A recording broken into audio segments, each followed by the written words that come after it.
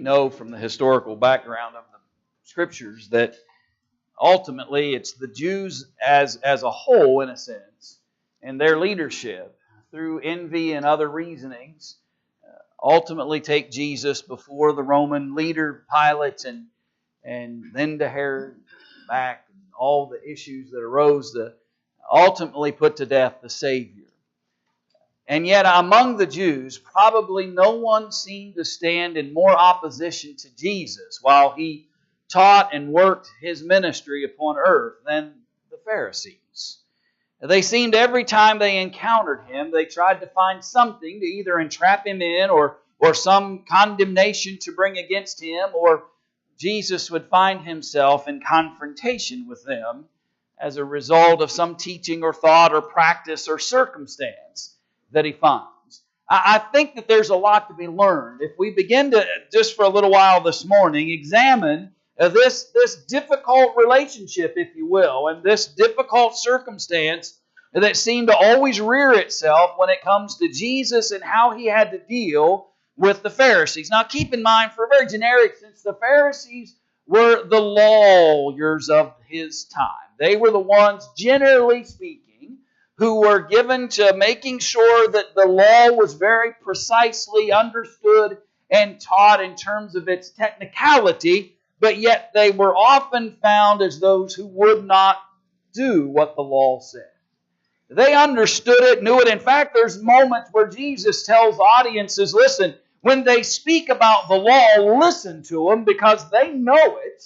They know what the law has to say and the instructions that come from it, but don't follow their example because they don't live out what that law teaches. And so for a little while this morning, let's just look at a handful of moments where Jesus encounters these Pharisees and their approach towards Him, and see if there's some things that we can't appreciate about Him. And number one, I think one of the things that Jesus repeatedly comes back and has conversations with them concerning is the fact that they put their traditions as equal to what God had actually said. There's nothing wrong with tradition, so long as it's understood as tradition. The problem with tradition is when it begins to be thought of and looked at and spoken of as if God had authorized that particular tradition. There's nothing wrong with coming to worship services at 9:30 on Sunday mornings like we always do, and at 6:30 again on Sunday evening, but the manner in which we choose to come together is a tradition. The command is to assemble upon the first day of the week, as His disciples did in Acts 20 and verse 7. So there's absolutely nothing wrong with a traditional approach to when the saints might gather on a particular first day of the week. What would be wrong is if we would say, that's the only time upon the first day of the week that you can meet. And tradition is what causes difficulties and problems, and that's exactly what was under conversation there in that text that Scott read for us. The problem the Pharisees had was they understood the law, but they would add their own traditional thoughts to it, and because of it, they even thought of their traditions as being equal to God's testimony. Notice verse 3 of this text. For the Pharisees and all the Jews do not eat unless they wash their hands in a special way. Now notice that. Is it okay to wash your hands before you eat? Shake your head this way.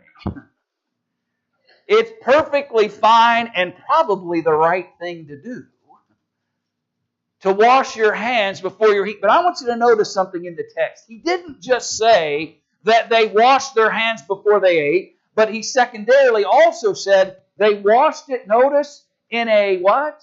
In a special way. They not only controlled that you should wash your hands before you eat, but they also told you how it was that you were going to wash your hands. They had a special way. I don't know exactly in this moment what that was, but they had a traditional, ritualistic hand washing before they would eat. And it came because they were holding the tradition of the elders. of the Pharisees and Jews. They were not considering whether God had actually said that was law or not. And they were holding others to this ritualistic hand washing before they would consume anything. And so they began to think of that tradition as law. When they would come to the marketplace, verse 4, they did not eat unless they wash. And there are many other things which they have received and hold, like the washing of cups and pitchers and copper vessels and couches. They weren't satisfied and content with creating a tradition that they taught as law as it relates to washing hands before you eat, but they washed their vessels in a certain way, they washed their copper pots in a certain way, they washed their couches in a certain way. Can you imagine? Now, maybe some of you have a few ritualistic ways that you do things, right? You might have a few traditional ways that you go about certain things. Maybe you do certain things in a particular order, or you have a certain way that you like to wash your pots and pans. Generally, I like to do them mechanically. You know what I mean. But the problem the Pharisees had was all of these rituals, all of these traditions were being passed on as if God had said, this is the only way you can do this. And so when they began to observe Jesus' disciples, verse 5, they asked the question, why do your disciples not walk according to the traditions of the elders, but eat bread with unwashed hands? Jesus, most likely, in my understanding of this, would not have had a problem with the idea that they had traditional hand-washing ceremonies, or they had certain ways that they washed their pots and couches and things of that sort. The problem is now they've taken those traditions and come to Jesus and said, how come your disciples don't do it the way we do it? And now we've got a problem. And so he says to them, verse 6, well did Isaiah prophesy of you hypocrites. As it is written, this people honors me with their lips, but their heart is far from me. And in vain they worship me, teaching as doctrines the commandments of men. It is interesting that the prophet Isaiah said that there's coming a time when you all will actually think of your traditions as more important than law. And Jesus says, we're there. We've reached the point that Isaiah spoke of where the traditions have overtaken. The doctrines and commandments of men are now thought of as being greater than the teachings of God. And friends, the truth is that hasn't necessarily changed religiously. There is still a lot of religious tradition that is taught and practiced even within Christianity that is nothing more than man-made. And when man-made ideas are espoused as if God had said them or authorized them or even thought of as more important, then we've fallen prey to what Jesus describes as hypocrisy out of the Pharisees. Because what happens when the commands of men take dictate, notice verse 8, for laying aside the commandment of God, you hold the tradition of men, the washing of pitchers and cups and many other such things you do. What happens when the two come in conflict? What happens in that moment when man's ideas and God's ideas are now contrary to each other? And he said the Pharisees were choosing their ideas as superior over God's. Tradition may have a place. Tradition may have a proper circumstance where it's not a problem to honor it. But when it becomes as if God had authorized it and He didn't, when those traditions are taught now not just as traditions but as commands, and then they go one step further and those commands of men begin to say, well, we're going to honor those before we honor what God actually said about it. Now we're no different than what the Pharisees had become. Go to John chapter 5 for a moment. John chapter 5 and verse 8.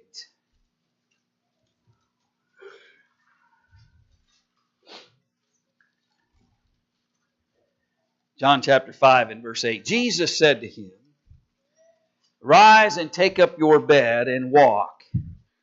And immediately the man was made well, took up his bed and walked. And that day was the Sabbath day. Right? We've got a problem. Jesus just performed a tremendous miracle. Took a man who had not walked, and now He lets him rise up. And rather than just laying upon this bed, he's able to stand up and carry that bed away. But it happened on the Sabbath day. The Jews therefore said to him who was cured, "It is the Sabbath. It is not lawful for you to carry your bed." Isn't that interesting?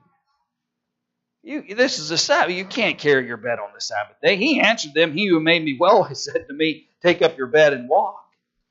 And then they asked him, "Who is the man who said to you, take up your bed and walk?" But the one who was healed did not know who it was, for Jesus had withdrawn, and a multitude being in that place.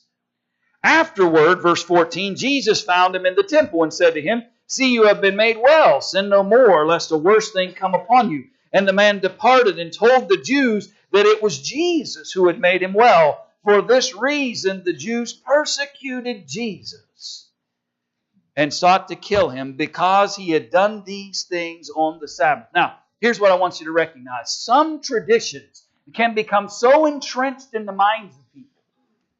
There had been, just understand this, there was no violation of the Sabbath for this man to pick up his bed and walk away with it. But their traditional view of what equated to work upon the Sabbath day had created in their minds a violation. And they're willing to be so angry with Jesus that they seek to kill Him because He violated their tradition. Now maybe you or I won't get so mad that we want to seek to kill somebody. But I have witnessed people get angry when tradition is violated. I have seen people get upset and angry because the traditional way something was done, or the traditional method in which some expediency was fulfilled, and now they're upset. Not because we've breached God's law, not because some command has been overturned, but because their tradition has been offended. Friends, if we're going to learn anything from the Pharisees, we need to learn this very clearly. We need to know the difference between tradition and the commands of God, and save our righteous indignation for when God's laws are violated, not our traditions. We need to speak clearly about the distinction between those two things. Not that certain, as we've already said, not that certain traditions are just automatically wrong. By the way, I believe some traditions are helpful and beneficial. They help you stay organized. They help keep down confusion. People understand how things are going to work and certain approaches to things. It helps in fulfilling certain expediencies. There's benefit to it. But the minute it becomes as if it's God's law and equal to it, it's a problem. And the minute I actually get defensive and angry, not because God's law has been spurned, but because my tradition has been questioned or my tradition has been turned a little, am I falling prey to what happened with the Pharisees? Have I fallen into that same mindset that they had? Let me add one more text. I talked to Dave the other day. I thought he was here anyway. We're trying to figure out a way for me to be able to see a clock. We may have to mount one up here on the pulpit now. I told some folks when we put these lights in, which are helping, I think, for folks to see, but I can't see that clock back there anymore. And so if I preach for a couple hours, just blame Gary. He put the lights in. Matthew chapter 23. We'll figure it out. I'll stick one up here or something. Or I'll do what you all do. Look at that one. Verse 16. Woe to you blind guides, who say, whoever swears by the temple, it is nothing, but whoever swears by the gold of the temple, he is obliged to perform it. Fools and blind. For which is greater, the gold or the temple that sanctifies the gold? And whoever swears by the altar, it is nothing. But whoever swears by the gift that is on it, he is obliged to perform it. Fools and blind. For which is greater, the gift or the altar that sanctifies the gift? Therefore, he who swears by the altar swears by it and by all things on it. He who swears by the temple swears by it and by him who dwells in it. And he who swears by heaven swears by the throne of God and by him who sits on it. And he further states, woe to you, scribes, Pharisees, hypocrites. Their tradition was that if you made an oath based on the altar itself, you can get out of that. But if now you made an oath on that which was put on the altar, the sacrifice itself, now you got to honor it. Again, friends, it's just one more example of how they had put tradition ahead of real what should have been thought of as right and wrong. But let's move on. They had an odd sense of morality.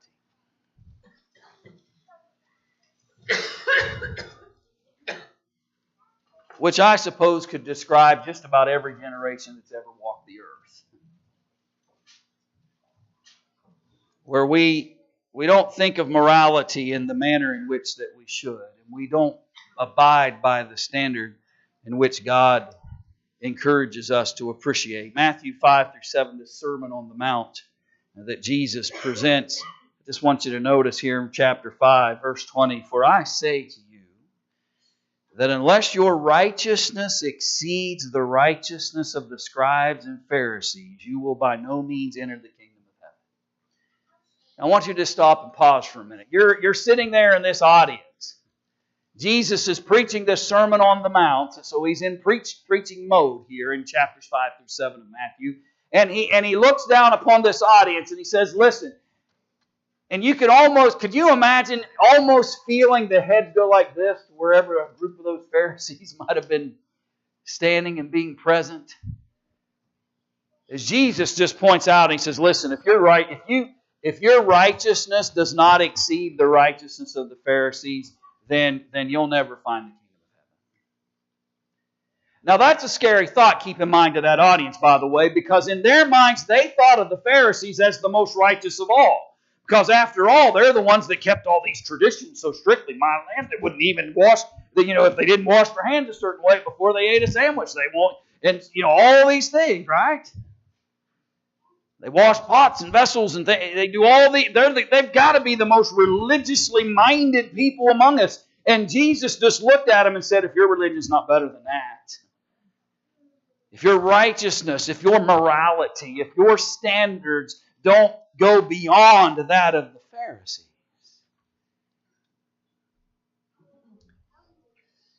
then you can't find the kingdom of heaven. You begin after that verse, he begins that series, you have heard that it was said to those of old. You've heard the Pharisees tell you about what murder is. But I say to you, verse 22, whoever is angry with his brother without a cause shall be in danger of judgment. What Jesus does is he makes the statement, by the way, in verse 20, your righteousness needs to exceed the righteousness of the Pharisees. And then he begins to list it. He then begins in verse 21 to begin to list the kinds of morality issues that the Pharisees have. The Pharisees say, don't kill. But if they hate somebody, they think that's okay. Jesus says you need to be better than that.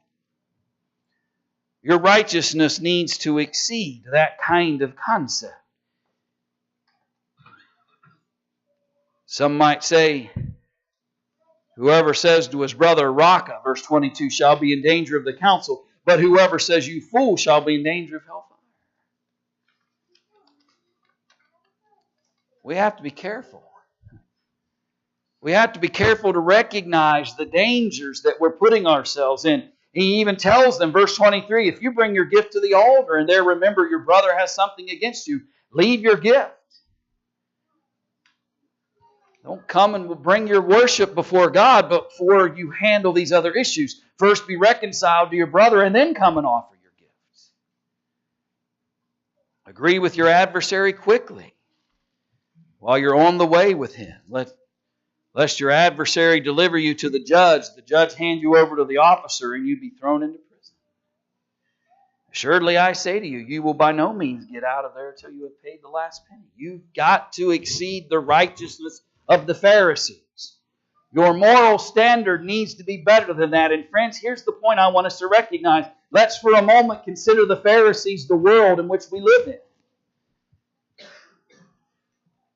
If the only thing I'm measuring my moral standard by is that it's acceptable to the world, then we are sadly going to be lacking.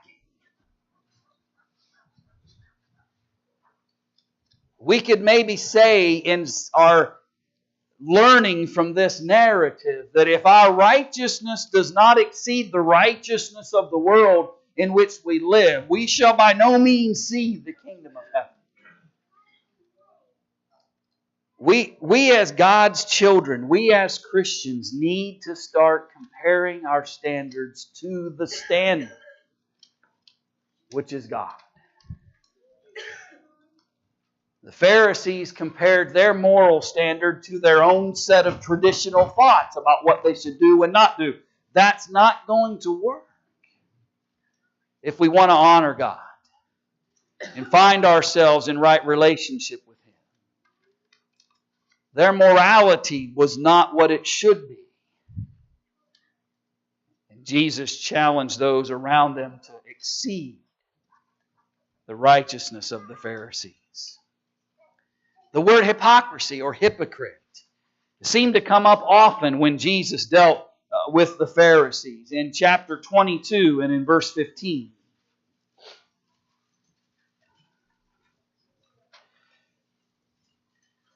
Matthew chapter 22 and verse 15. So the Pharisees went and plotted how they might entangle Him in his talk.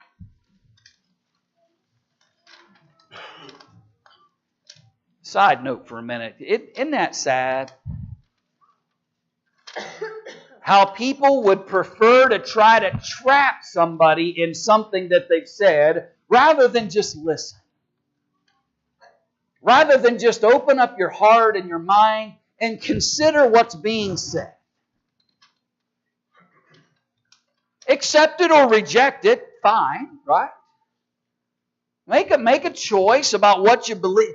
But it's sad to think that these Pharisees never really listened to Jesus to try to learn anything. Every time He spoke, they listened to find that one phrase, that one thought, that one moment that they could twist or turn or manipulate. Which, by the way, is exactly what they ultimately did, right? Destroy this temple, and in 3 days I will raise it up again. They weren't listening to what He was saying. They were listening with the intent of turning and twisting and manipulating what He said. Don't be that way. Not just with Jesus, but don't be that way with anyone. That's not fair. Not the kind of godly character that we should have, where we're listening in hopes to find something we can accuse somebody of. So they sent to Him, their disciples, with the Herodians, saying in verse 16, Teacher, we know that you are true and teach the way of God in truth, nor do you care about anyone, for you do not regard the person of men. You notice that? Speak your mind, Jesus, right? That's what they're saying. We know that you're a great teacher. We know. So Phil, just speak your mind. You don't regard a person. You just speak what's true. So tell us, therefore, what do you think? Is it lawful to pay taxes to Caesar or not?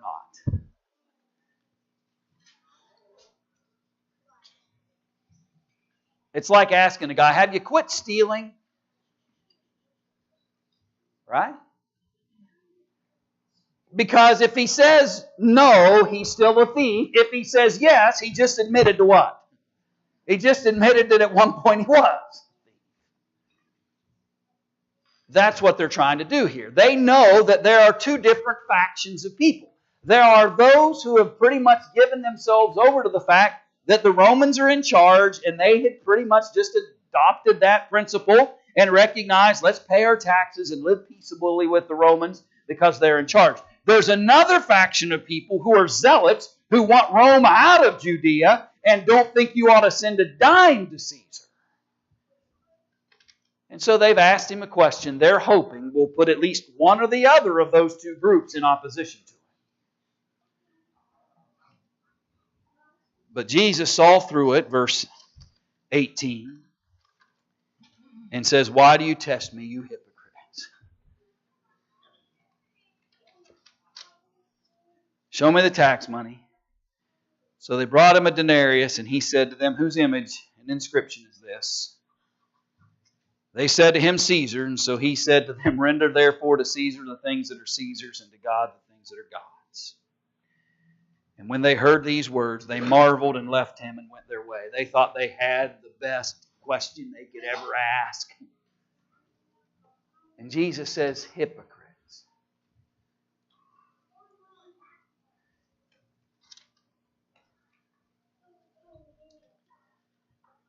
I had a fellow to ask me one time, tried to trap me in a question. He asked me one time, he said, if somebody came and asked for some assistance from the church, could we give them a job working around the building and let them earn that money?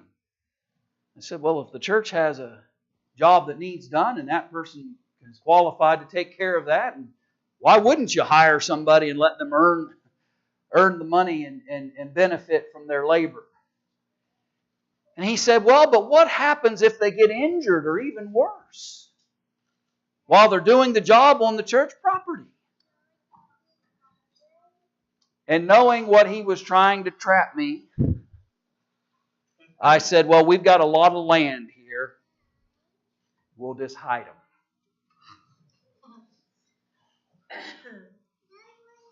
And he realized that Brian, even in his 19-year-old self, which would never do it the same way probably, wasn't interested in entrapping questions. We shouldn't do that to one another. And let me say, by the way, that same man became one of my best friends, though I was 50 years his junior. He and I became very close once he and I came to an understanding that foolishness was not acceptable in our conversations.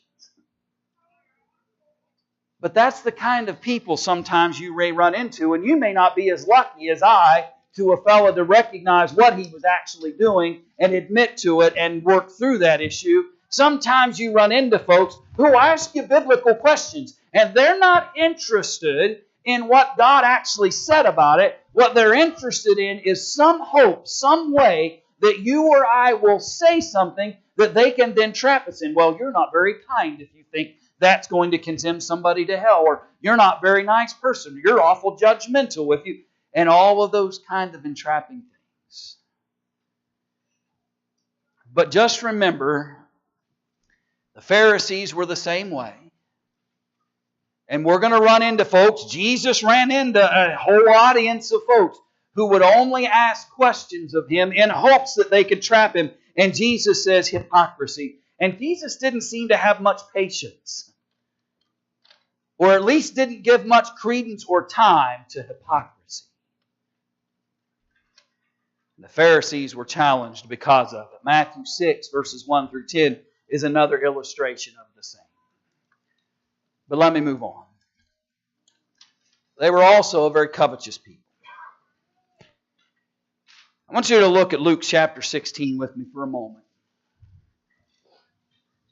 In Luke chapter 16, verse 14. Jesus again in this moment. Now the Pharisees, who were lovers of money, also heard all these things, and they derided him. And he said to them, you are those who justify yourselves before men, but God knows your hearts. For what is highly esteemed among men is an abomination in the sight of God. Jesus called them on their covetousness. You love money. And because you love money, you try to justify yourself before men. You try to justify your actions and your conduct so that men will be agreeable with you. But when you prefer the thoughts of man, and you prefer the accolades of man, and when you prefer that which man is offering unto you, rather than what God wants and desires, we're making poor decisions and choices. The Pharisees were filled with contradiction. The Pharisees were filled with hypocrisy. On so many occasions, you found that the Pharisees were a group of people who never really seemed to be very connected to that which God desired from them, but were very much in tune with what they liked, what their choices were, what they thought they needed to keep, what men thought of them. But friends, our religion, our righteousness, our conduct needs to be far beyond that of the Pharisees. The hypocrisy that they demonstrated, their unwillingness to embrace what Jesus actually taught and would prefer that which came from men instead, led to many challenges in their relationship. And so I ask you simply this morning, can we learn anything from these? Can we learn the mistakes and the conflicts that the Pharisees created for themselves? Can we learn from the difficulties because of the paths and decisions and choices they were making and not fall prey to the same thing? Don't be covetous of what men have to offer. Honor God. Don't be hypocritical and say one thing and offer God worship on Sunday and live any old way I choose on Monday. Don't say my tradition is just as important as what God's law has said. Don't be victimized by that mindset that the Pharisees had and create more challenge for ourselves. But let's work diligently to exceed the righteousness of the Pharisees and live by a moral standard God has prescribed and honor it daily. If you're subject to the gospel in some way this morning, if we can encourage you to leave all those kinds of mindsets behind and just honor the purity of the gospel of Jesus Christ. To recognize remission of sins through baptism, or if that's been done in your life, but we need to return unto Him and honor Him and serve Him again. We can pray for you this morning or help you in some way. Now let's encourage one another to live the righteousness of God and find ourselves in that great day in His heavenly home. Won't you come as we stand and as we sing?